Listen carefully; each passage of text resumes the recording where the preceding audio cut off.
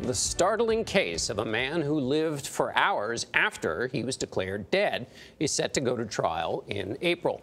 Tammy Cleveland says her husband, Michael, kept moving and breathing after she was told he died.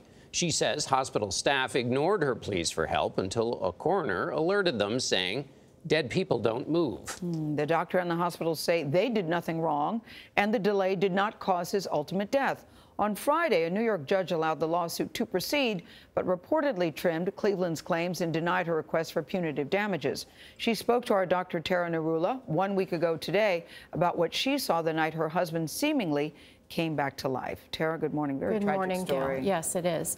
Michael Cleveland was a 46-year-old married father with no known history of heart problems until he went into cardiac arrest one night in 2014. That's one of my favorite pictures. As usual, he always does something silly, and he's always making me laugh. Tammy Cleveland's happy memories cannot erase the nightmare of her husband's final hours. Can you imagine what it must have been like for him to listen to the people that I should be able to trust, trying to convince me and my family that he's dead and he's laying there alive? Michael Cleveland collapsed while shopping for dinner in this Buffalo area supermarket. Medics performed CPR and shocked his heart, then rushed him to nearby DeGraff Memorial Hospital. Less than an hour later, Michael was pronounced dead by ER Dr. Gregory Perry. When you first walked in the room, what was your first observation? That Michael wasn't dead. He was following me with his eyes. It wasn't just an involuntary thing. I mean, he looked right at me. You saw his eyes tracking you. You saw his body moving. What else did you witness that made you think he might still be alive? He was, trying to hug me. He brought his legs up on the gurney, knees bent, flat-footed. I mean, he was breathing.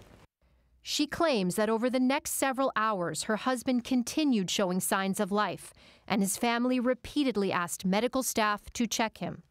Did you see his chest moving? Yes, chest moving up and down. While Dr. Perry entered the room twice, the lawsuit says on those first visits he did not perform a physical exam that could confirm life or death. He never put a hand on him, and he never put a stethoscope on him. Did he hook him up to a monitor or do an EKG? No, and Michael had that tube down his throat. What was his explanation for why Michael was still moving? He said that Michael is only 46 years old. He said that he's got a lot of life to expel out of his body. A coroner came to remove the body. According to his pretrial testimony, he was startled by what he saw and called out for nurses to get Dr. Perry. Dead people don't move, he said. He needs to go in there and check his pulse. 2 hours and 40 minutes after Michael had been pronounced dead, Dr. Perry examined him and found a pulse. He was alive. Medical tests showed Michael had suffered a heart attack.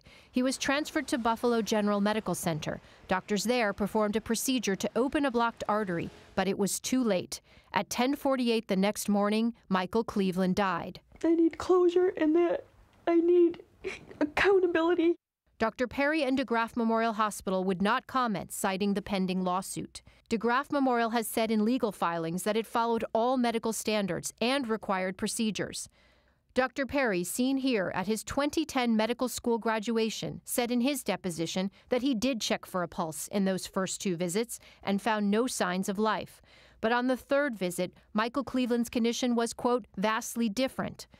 The doctor at Buffalo General who opened the blocked artery stated in his deposition that Michael Cleveland was too sick and he would never have survived, even without the delay at DeGraff.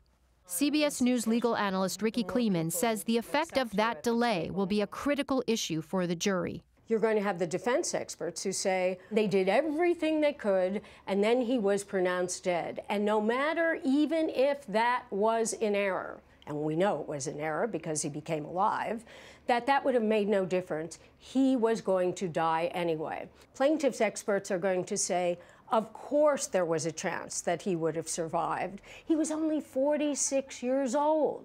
Do you carry guilt that you were supposed to be Michael's voice and you couldn't do enough for him?